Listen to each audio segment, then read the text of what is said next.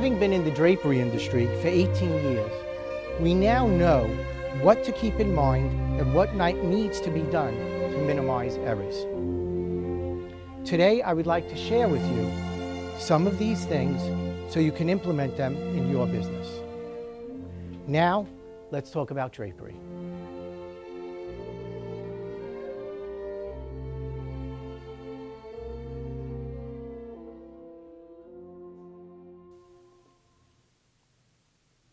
Up to fabrication.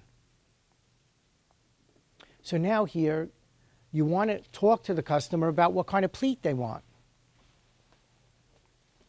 So here's a very nice sample that shows a lot of different pleats. So we have all sides of grommets on the side. I got it, thank you. You have pencil pleat. You have grommet pleat. They call it a Windsor. This is a top tack that I talked about. Tack to the top. And it's also called a Euro pleat. It's also called a Brisbee. I've seen it as a Brisbee. This is the classic pleat. It's called a French pleat.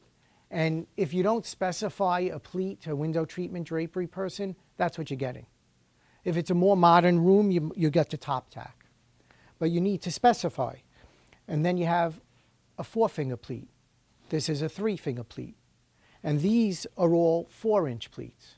You can make them 5 inches, 6 inches. If you have a very tall window, you can double it and do 8 inches because you have the height and it looks more dramatic. And it's really cool when you do things like that. Different pleats are gonna stack different ways. I thought, this is a box pleat here, very modern, but it's not great when you're stacking. So if you have a drapery that you want to open and close every day, not a great way to do it. That's good for side panels. But people are liking this pleat. It's a newer pleat. And I've also done it a box pleat reversed, which is an interesting look. So even though there's rules of thumbs, as creative designers, you can modify things and we can experiment with things. And then we make samples sometimes because that's how you learn new things and you try new things. So you have widths of fabric. So this is very important.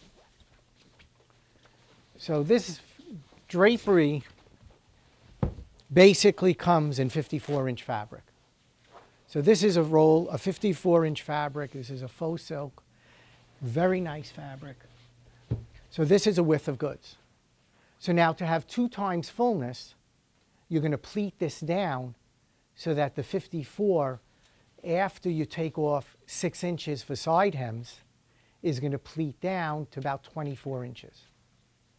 3 times fullness is going to pleat down to about 16 inches. So that means the bottom's still going to have all that fabric in it, but the top won't. And I'll show you a slide on the spacing of the pleats. There are also 45-inch goods, which is more apparel goods, but you do see it sometimes on some specialty fabrics. And then there's the wide goods, the 118-inch goods, 126-inch goods, and we railroad, which we're going to get to that soon. And then you have choices of linings, and this is a lining, and interlining.